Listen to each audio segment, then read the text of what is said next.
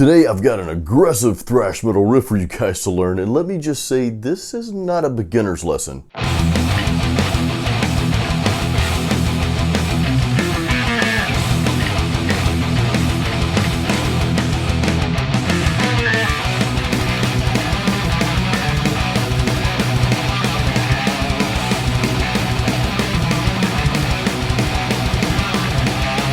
Alright, let's jump right into learning these aggressive thrash metal riffs, and I'm actually going to let you learn this at 2 different BPMs, and I'm going to have some backing tracks for you to play along with throughout the lesson here. So there's 2 core riffs here, and each riff has 2 different sections, so I'm going to break each section down. Now make sure you hang around to the end of the video for some tone talk. I actually use 2 different tones, and I'll share those with you after the lesson. Alright, so I'm going to play the first riff really slow, and then we're going to break it down and talk about the notes and the patterns and all that good stuff. So here's what the first part sounds like.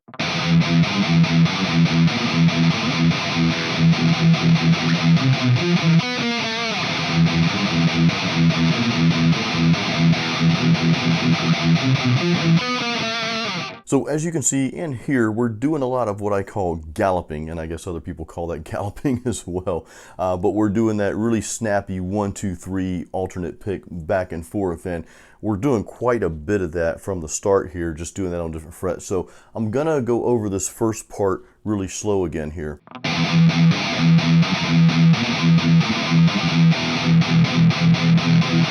So basically we're starting out on the open E string there, and by the way, I'm in standard tuning. I know I always get that question, but I'm always in standard tuning on all my lessons here. So we're starting out on that E string and we're going straight into that galloping technique.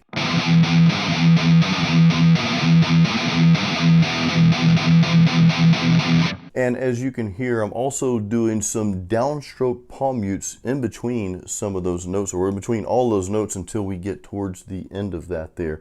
Now the frets, and I know you can see it on here, pretty simple. We're on the open string again, and then we're playing frets 3, 2, and then 6 and 5. So those are the only frets that we're playing here, and that might help simplify things a little bit for you. We're not playing that many notes, we're just doing a lot of galloping, so it sounds like we're playing more notes than what we're really playing here. So let's go through that one more time. I'll go through it a little bit slower.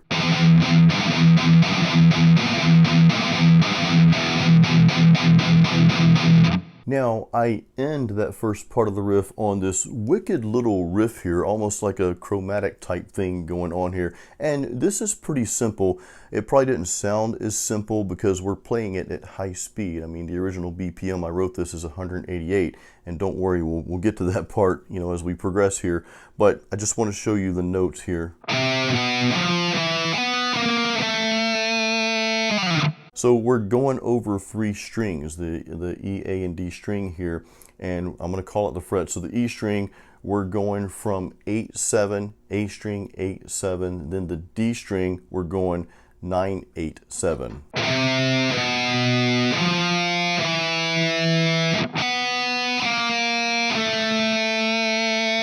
And I'm palm muting those first 2 notes and then kind of getting a little palm mute on that very last one.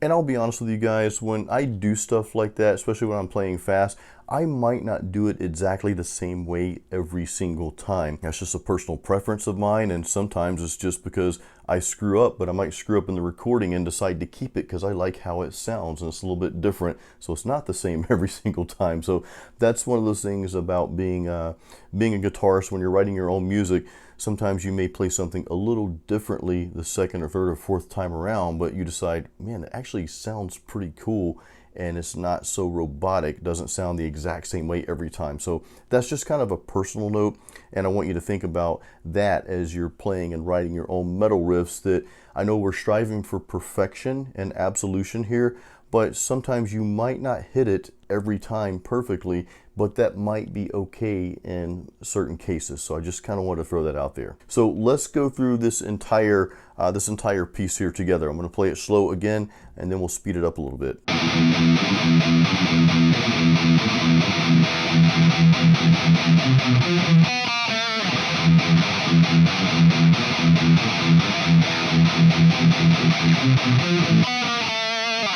Now what I want us to do is we're going to set the BPM a little bit lower than what it was in the original piece that you heard. I'm going to set this down to about 155. We're going to play through that, just this one riff here. Then we're going to play it at the normal speed.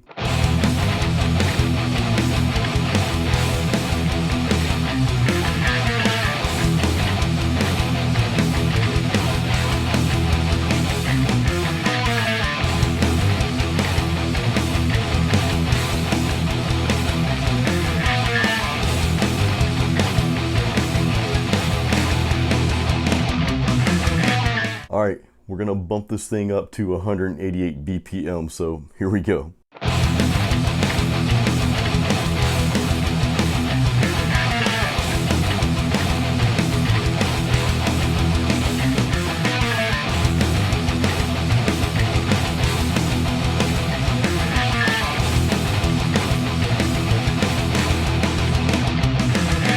All right, now it's time for a little bit more complicated riff, the second riff. For me personally, this is much more difficult to play than what we just learned.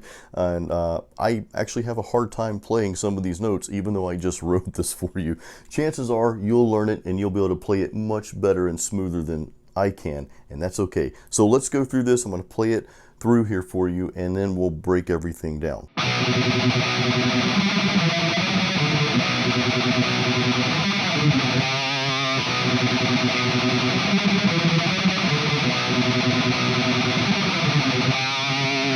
All right, so we're starting out on the B power chord there, and I'm playing both notes on the A and D string at first, but then I'm going back and alternate picking while I'm palm muting just that first note, that second string, second fret. And I'm not alternate picking all the way through. I'm alternate picking, then kind of stop, and then go right back to it like this.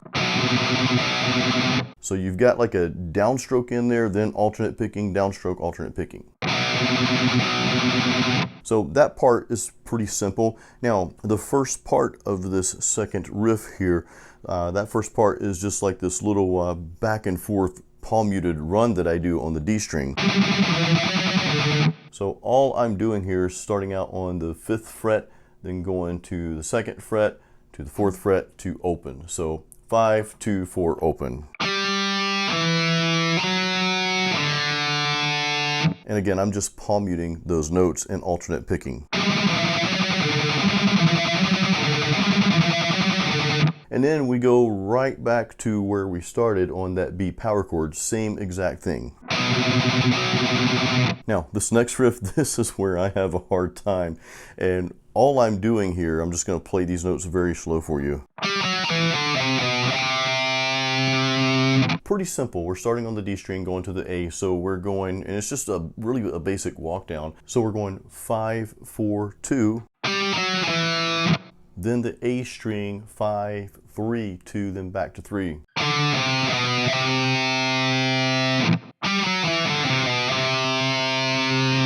Now, just to clarify here, I am actually alternate picking these notes when we're playing it fast, and I'll probably just use downstrokes in that example just to show you the notes, but as we're playing it fast up to speed, I'm alternate picking those notes.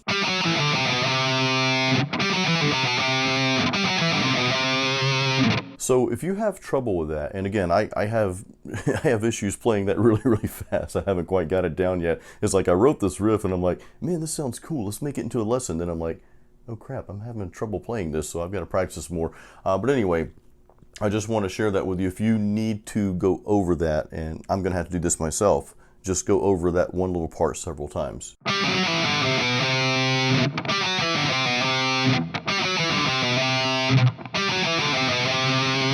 All right, so let's play this riff at the 155 BPM.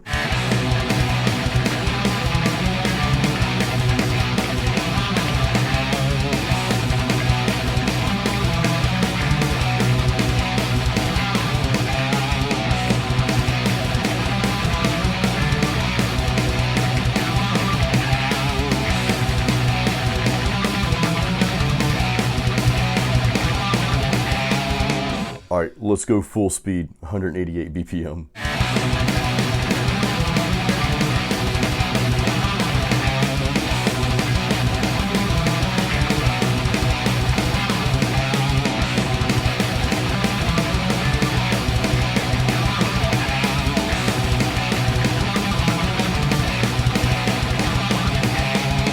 Alright, so you know the riffs. Now I want you to play through the entire thing here at both BPMs. So we're going to start out with 155 BPM. We're going to play this thing all the way through.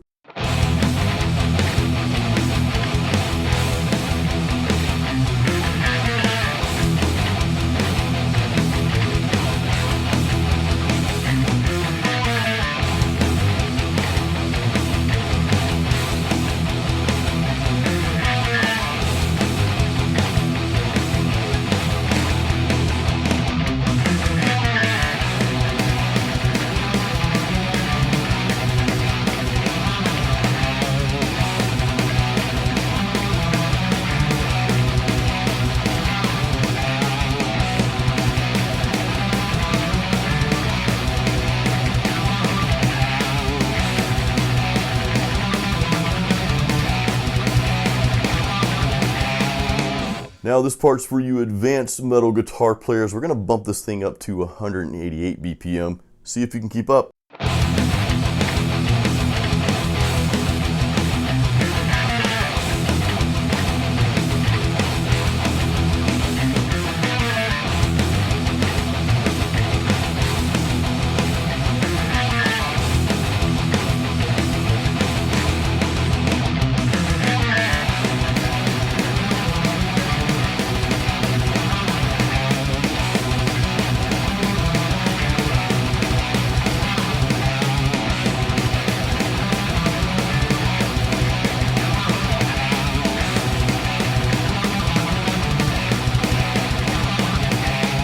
Now, let's dive into some tone talk. So again, I used two different tones for this lesson.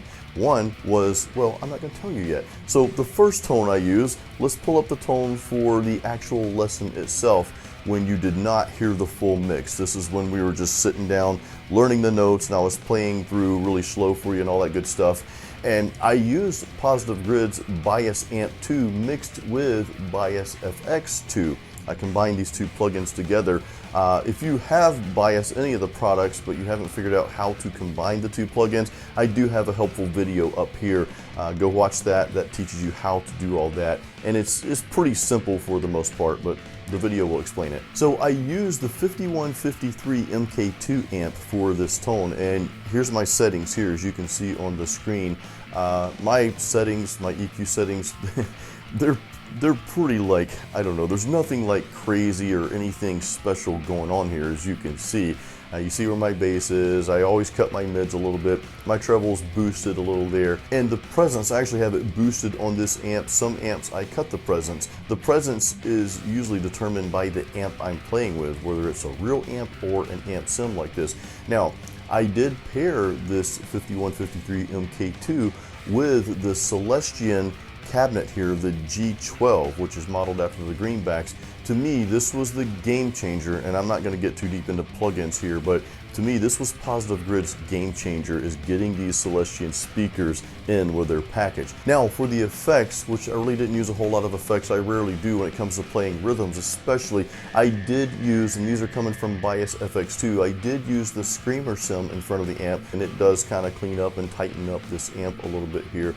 I've got a noise gate, and I ended up using a little bit of reverb on this by accident. I didn't realize I had that on until after I'd made the video. Normally when I'm recording metal rhythms, especially when we're playing fast rhythms, normally I don't have any effects at all after the amp, like no reverb, no delay, or any of that stuff, because that tends to make your tone a little bit more muddy and your notes a little less pronounced, especially when you're playing fast. Now, for everything you heard in the full mix, as you probably guessed, I'm using my good old EVH 5153 with the EL34 tubes. Now, this is the 50 watt head, and I've got the 212 cab here, and I'm micing it up with a good old Shure SM57 mic. That to me just does the trick, especially with this amp. Now I'm using the red channel, and you probably would have guessed that too. That's the fire breathing EVH channel here. And here are my settings. Again, nothing crazy going on here. In fact, you'll probably notice that these settings on my real amp are pretty much the same as what I used with the plugin, the Bias Amp 2 plugin that I was using. The only difference here is for this amp, I actually cut my presence a little bit because to me it just sounds better. And you know, that's one of those things that's just personal preference. Some people like more presence with certain amps and some don't. Again, it just really depends on what amp or amp sim that I'm playing through. Now, I will say this, I do enjoy playing through a real tube amp as opposed to playing through plugins. To me, it's just a tighter sound that you can get, and I don't know, it feels better as well, if you guys know what I'm talking about. When you're playing through a real amp, even if it's a solid state amp, just having that amp there and having that vibration from the speakers, you don't even have to have it cranked up loud to get that effect. You just have that, I don't know how to explain it. It's just like this big, really cool dragon that you have sitting right in front of you, and that dragon's your best friend. You're just hanging out. I don't know, that's a bad analogy, but there's just something about playing through a real amp versus playing through even the best of plugins, and I've played through a lot. I'm not knocking plugins because I do use them. I use them quite a bit because they're very convenient, but just giving you my personal preference on amps versus plugins there. I'm always going to choose a real amp over the plugin when the time is right. Now, before we go, make sure you grab your free metal guitar practice guide. There's a link in the YouTube description. I've also got links to go listen to my music, my albums. They're out there on Spotify, iTunes, YouTube Music, Amazon Music, all those good places. And I've got a link to my shop as well. I have an online shop. You can actually get the physical CD from my latest album, Masterpiece, and I've got t-shirts like this, got all my merch out there. That's just a great way to help support me. I'm an independent musician, so any support, I absolutely appreciate you guys for that. Guys, please give this video a thumbs up, and I'll see you on the next video. Until then, as always, keep it metal.